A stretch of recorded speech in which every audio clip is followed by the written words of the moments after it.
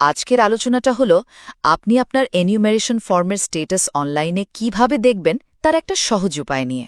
দেখুন, voter list আপডেটের জন্য এই ফর্মটা কিন্তু ভীষণ জরুরি।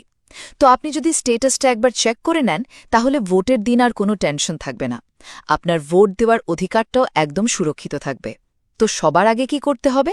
প্রথমত, আপনাকে যেতে হবে নির্বাচন কমিশনের সরকারি ওয়েবসাইটে, মানে voters.eci.gov.in এ।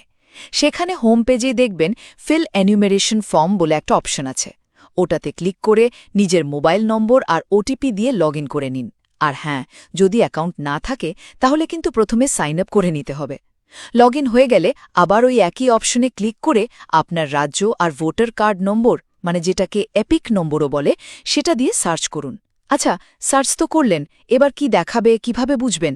দ্বিতীয়ত, যদি স্ক্রিনে একটা মেসেজ আসে যে your form has already been submitted, তাহলে তো নিশ্চিন্ত বুঝবেন আপনার ফর্ম জমা হয়ে গেছে। কিন্তু যদি দেখেন যে একটা নতুন ফর্ম খোলার পেজ চলে এসেছে, তার মানে হলো আপনার আবেদনটা এখনও পোর্টালে ওঠেনি। আর সবশেষে ধরুন আপনার ফর্মটা আপলোড হয়নি দেখাচ্ছে, তখন কি করবেন? দেখুন, ঘাবড়ানোর কিচ্ছু নেই। 4 ডিসেম্বর পর্যন্ত ডেট আছে, ততক্ষণ অপেক্ষা করতে পারেন। তবে একটা জিনিস খেয়াল রাখবেন, যদি দেখেন ফর্ম সাবমিট দেখাচ্ছে কিন্তু মোবাইল নম্বরটা ভুল, বা ধরুন আপনি ফর্ম জমা দেননি তাও সাবমিটেড দেখাচ্ছে, তাহলে কিন্তু সঙ্গে সঙ্গে আপনার এলাকার বিএলও, মানে বুথ লেভেল অফিসারের সাথে যোগাযোগ করুন।